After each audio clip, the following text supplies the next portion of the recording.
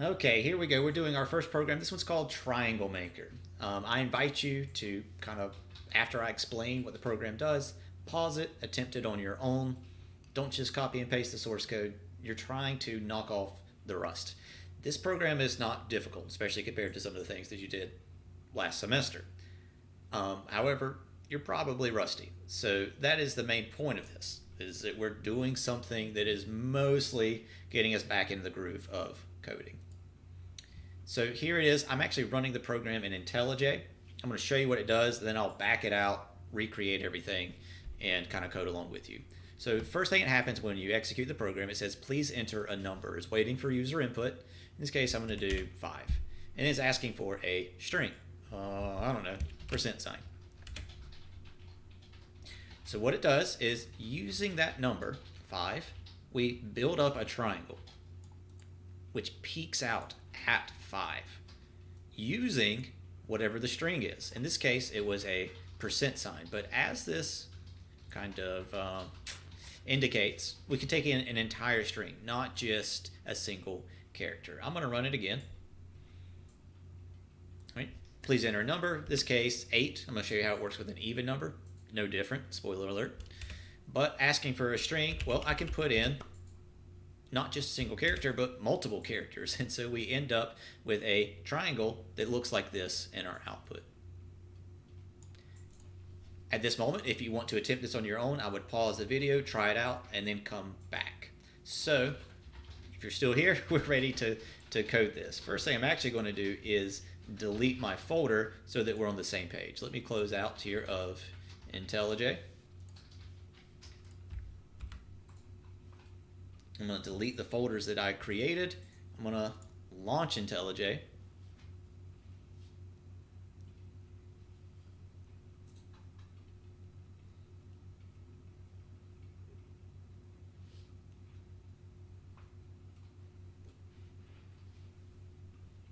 Okay, I'm at this new project screen. It's possible that you're launching IntelliJ, you already coded like hello world or something, and you need to get to a new project in a different manner. I'll show you how to do that.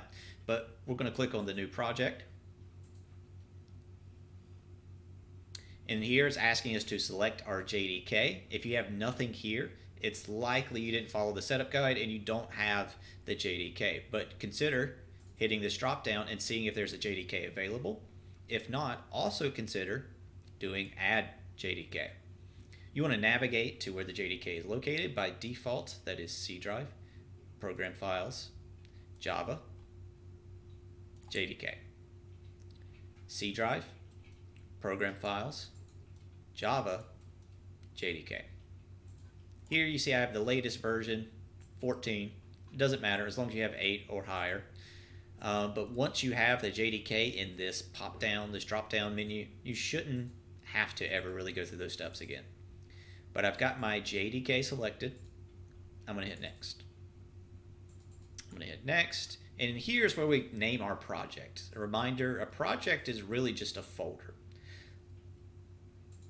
But we're going to kind of use these things to help us keep our code organized. So in the stuff that we did in CSP, it was usually only like one Java file. The stuff that we're going to see in this course, there's going to be a lot of multiple file projects. Okay, I actually deleted this folder, so it doesn't technically exist. You probably have some type of root directory like that. I recommend creating in AP Computer Science a subfolder. And the way we're going to do that is by hitting our dots over here on the right hand side. By default, we're in the idea projects. This is related to IntelliJ. This folder was created whenever we installed IntelliJ. I'm going to create a new folder here. To do so, there's this new folder icon. I'm going to call it AP Computer Science A. If you're super lazy, maybe just CSA is good enough. I don't care what you call it. I don't care where you create it. I just recommend creating an AP Computer Science A subfolder. Now that that's created, I'm ready to name my project. This one's called TriangleMaker.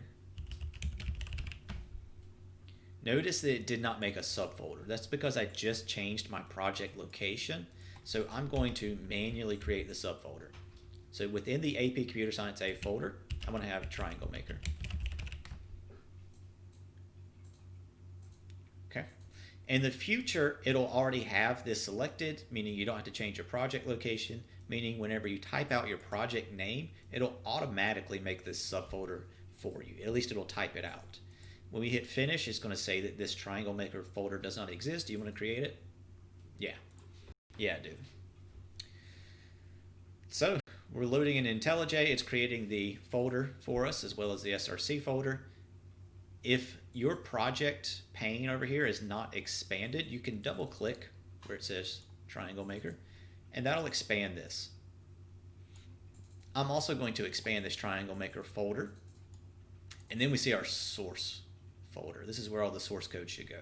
So I'm going to right click on that, do a new Java class. I'm calling this one TriangleMaker. Okay. Notice my font size is probably already bigger than yours and that my brace has already dropped down to the next line. Those were settings that I changed. Check out again the IntelliJ plus Java JDK setup video if you would like to see those settings. Okay. So what we need to do is get input from the user. We need an integer, we need a string. So that's going to involve scanner. First thing I'm going to do here, plug in a main method. Our short key for that is PSVM, that is public static void main. And the next thing I want to do is implement scanner. You may be rusty here and have no recollection on how to do that. There are slides on CTLS and Canvas that you can check out. You can also do a quick Google search, but I want to run through it right here. There's 4 steps to implementing scanner. The first step is to import. Now, we're in CSA and I'm big-brained. We're going to skip the first step and jump straight to our second step, which is creating our scanner object, right? I'm going to start to type it out. Scanner, and notice IntelliJ is suggesting scanner java.util. Well, that's the one I want. So if we hit enter on this, boom, there's our import statement.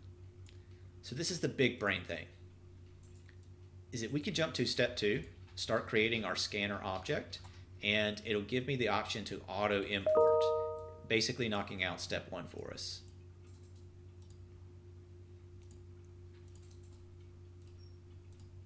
Okay, let me finish this out. So step 2, we're going to create our scanner object. I have scanner input equals a new scanner. In this case, we're going to read from system.in, the keyboard. There are a couple of things that are happening here. On the left-hand side, we're creating a scanner variable called input. The right-hand side, I'm actually creating the object. Now, that doesn't mean a lot to us now. Later on, when we get deeper into objects, this is going to mean a whole bunch, but the object that I'm creating is a scanner object that reads from the keyboard. This object gets created, and then we save it into our scanner variable. So for the rest of the program, when I want to refer to this object, I just reference the variable.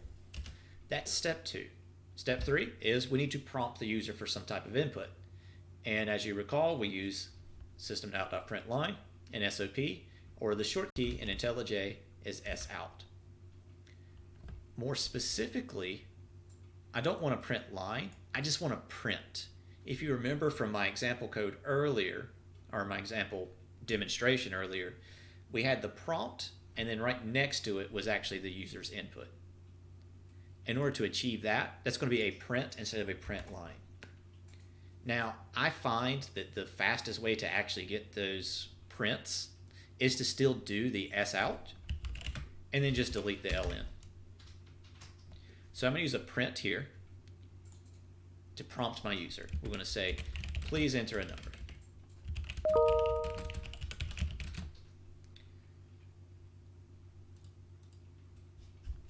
Okay, that is step 3. Step 4 is we need to actually capture that user input. To do so, we are in this case capturing an integer. So I'm going to create an integer variable. I'm going to call it num. Maybe something like height, meaning the height of your triangle. Makes a little bit more sense. But num is going to be equal to input. That's the scanner that we created up here. Dot, in this case, next int. So I created a scanner. I saved it into this variable. We're going to take that variable, that scanner, and tell it to capture the next integer the user enters. In this case, that's coming from the keyboard, as defined up here. We're going to take that integer, we're going to save it into this variable num, and once I do that, it's in my program. And those are my 4 steps to implementing scanner. To actually test this out, this is a good point to test to see, is our code working so far? I'm going to just display the number back, right? Using a system.out.println. You entered along with that number. All right, let's run this to see that scanner is working. It's my first time running, so I'm going to right click in free space and tell it to run.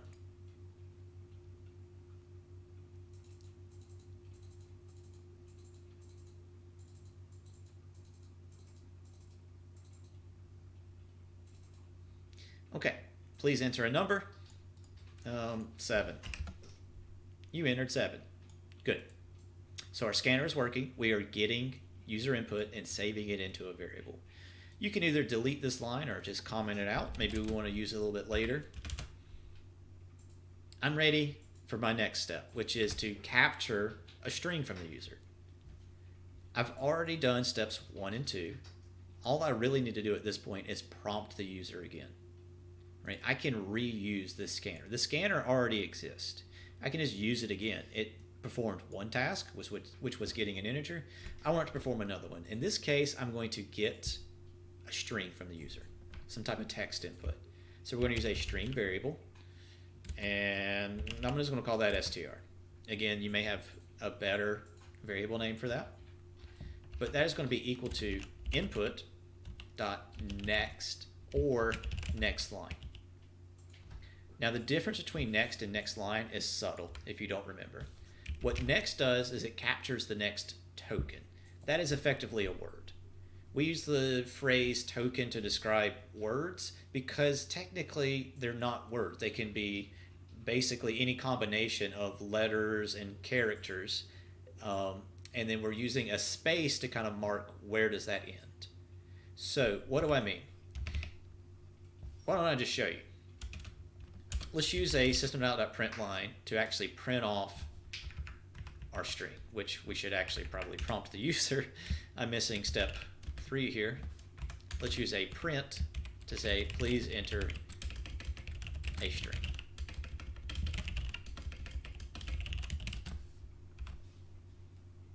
Right, I'm going to prompt the user to enter a string, then we'll actually get it. In this case, I'm going to use next, but I want to demonstrate what the difference between next and next line is and why you would want one and over the other. So let's just say you entered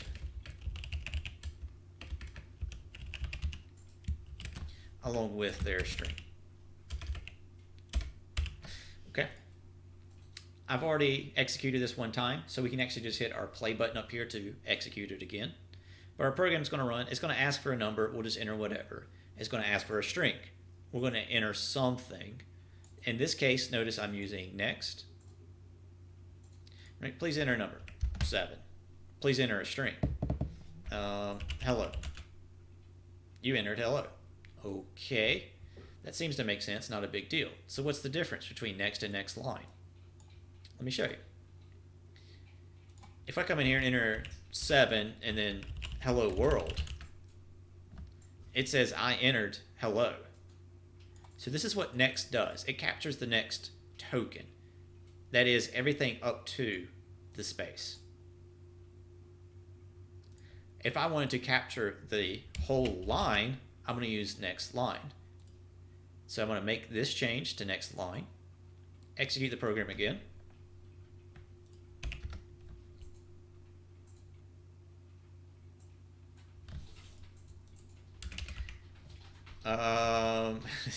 This is a problem with scanner. Give me a second. Enter this into your code. Input is a new. This issue is related to the scanner resetting itself. Essentially, it's not advancing. I'm going to reset it. Please enter a number. 7. Please enter a string. Hello world. Aha. You entered hello world. In this case, I'm using next line and not simply next, which means it'll capture everything. I have no real preference on what you use for this program, next or next line. I'm just showing you the difference because we had an opportunity. Okay, so let's look at our program so far. We're using scanner to get an integer from the user. I'm going to reset the scanner because this is not really advancing properly. I'm then going to get a string from the user. In this case, I'm using next line. So we have how tall we want the triangle to be. We have what we want it to be comprised of. Our next thing is to start creating that triangle. Okay? So what I recommend at this point, and also to kind of bring this back into your mind, is using a method. Use a method to print a row. Right? We wanted our triangle to kind of build up, get longer and longer and longer. I recommend, why don't we make a method that's what it does. It prints a single row. So I'm going to go public static void. I'm calling this one print row. It's going to want to know how long do we want the row to be. That is effectively number of columns. I'm going to use integer n.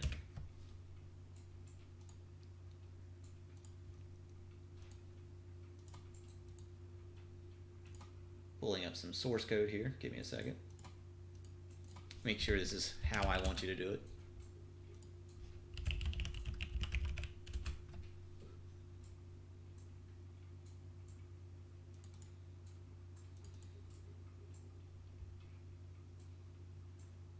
Oh, yeah. So we want to print a row, but we also want to know how long it is and what is it comprised of. So in order to get that string from the main method, when I say that string, I mean this right here, into this method, I'm going to pass it along as a parameter.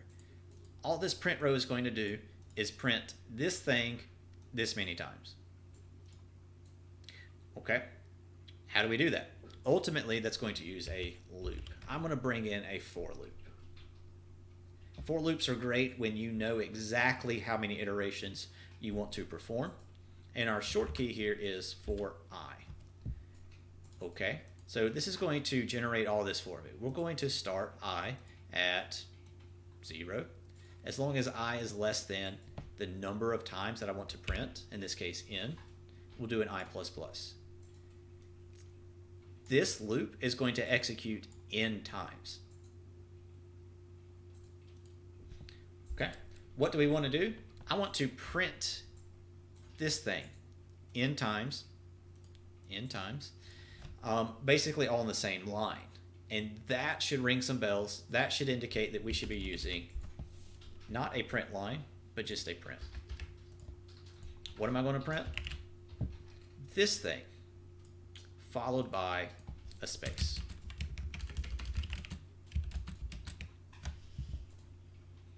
Why don't we test out what we got so far? I'm back in my main method. We've gotten user input. I want to call print row.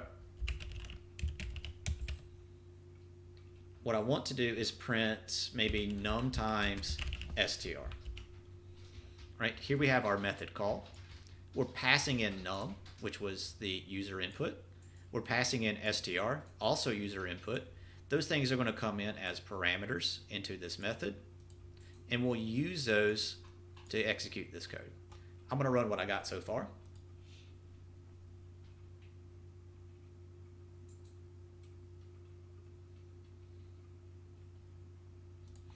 I want to print 7. I want to 7 is my number. I want to do it % times. So we do see 1, 2, 3, 4, 5, 6, 7. Sweet. So that appears to be working, but that's only one of my rows, right? I effectively want to do lots of rows. So what I'm going to do is take this method call and put it inside of a for loop. This may be a main or another method for you, but I essentially want to call print row num number of times. Let's see what we get with this.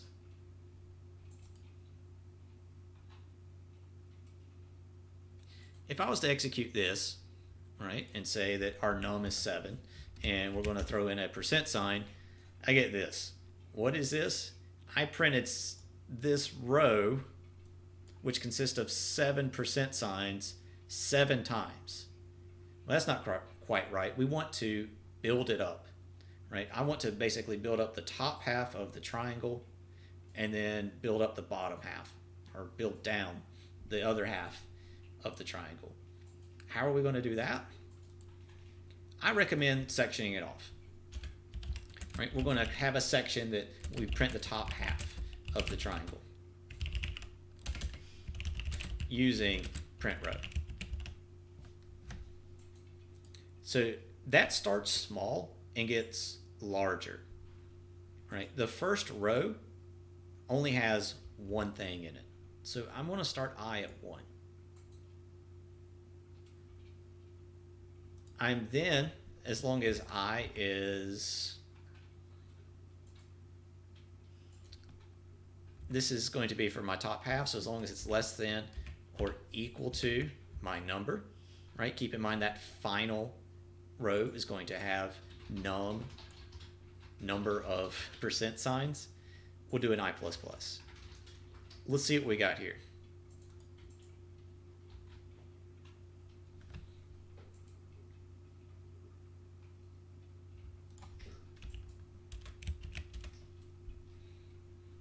Okay, so what's going on here? Well, there's a lot of percent signs. It's hard to tell what's going on because this is actually multiple rows. So what we would like is maybe some type of spacer so that these rows are actually on their singular row. You could throw in an SOP here because effectively every time we call print row, that is one row. Another place that we could throw in an SOP to kind of create that space is in the print row method. So here, after the loop, once the loop is finished, that means it's printed every symbol in that row. I'm ready to do just a blank SOP. You could do a blank SOP with an empty string or a space. I'm just going to leave it blank, so we at least see our row differences. Let's try that. Please enter number, 7, percent sign. Okay, so now I can see what's happening here. I'm printing a row. There are 7 in each of these, and I'm doing it 7 times. It's not quite what I want. The issue is here. Whenever we're calling print row, I'm passing in num each time. Well, num is not what's changing. I is what's changing.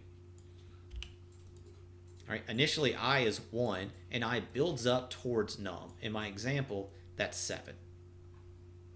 Let's try that.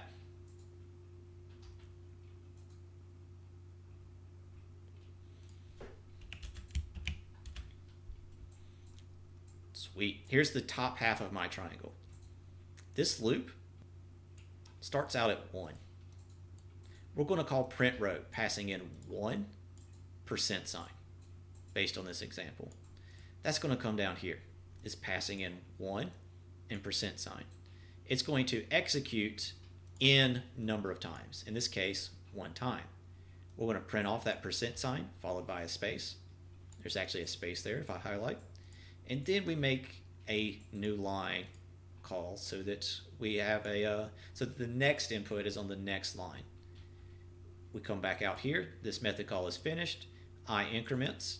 I is now 2. We would ask, is 2 less than or equal to 7? It is. We would do print row, passing in 2 percent sign. That goes here to this method. We have 2 percent sign coming in.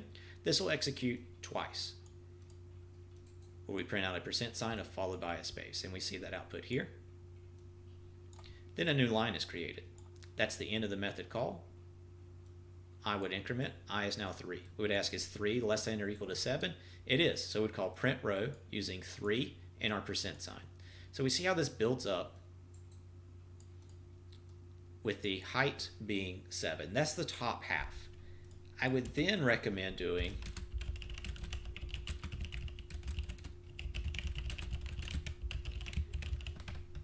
something similar to print the bottom out. So I'm going to plug in a for loop. And I want you to think about what I should begin at. I just left off printing 7. I now want to go down. I've already done 7, but the next one I need to be is 6, and then 5, and then 4. And so what you should recognize is that we're using a loop, a for loop, but we're actually going in reverse, right? Our variable is going to be decrementing. I want to start I at num minus 1. Keep in mind, num was the user input. I haven't modified num. It's still 7 at this point, which means 7 minus 1. I is going to start at 6. The first row that I'm about to print for my second half will have 6 things in it. Because we're decrementing, we'll say as long as I is greater than or equal to 1, and we're doing an I minus minus. What I'm going to do is print row, passing in yet again I in the string that I want to print. Right? The fact that this code appears in 2 spots is justification for this method. This is the whole reason I made this method. Let's try this out.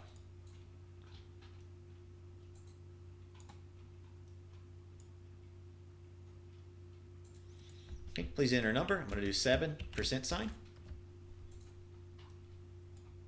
Right, notice it builds up. The first half is handled by this loop. What I have highlighted was handled by this loop. The second half was handled by this loop. Okay, let's check it with a string. Right, please enter a number. I'll do the same number, but let's go with like hello. So notice that it doesn't have to be a single character. We can use an entire string. And I'm using next line, so we could actually use multiple words here to get something like that. Okay, last thing I'll comment on is that this loop only has 1 statement in it, so these braces are optional. This loop only has 1 statement in it, so these are optional. Lastly, this loop only has 1 statement in it, so these braces are optional. That's been TriangleMaker.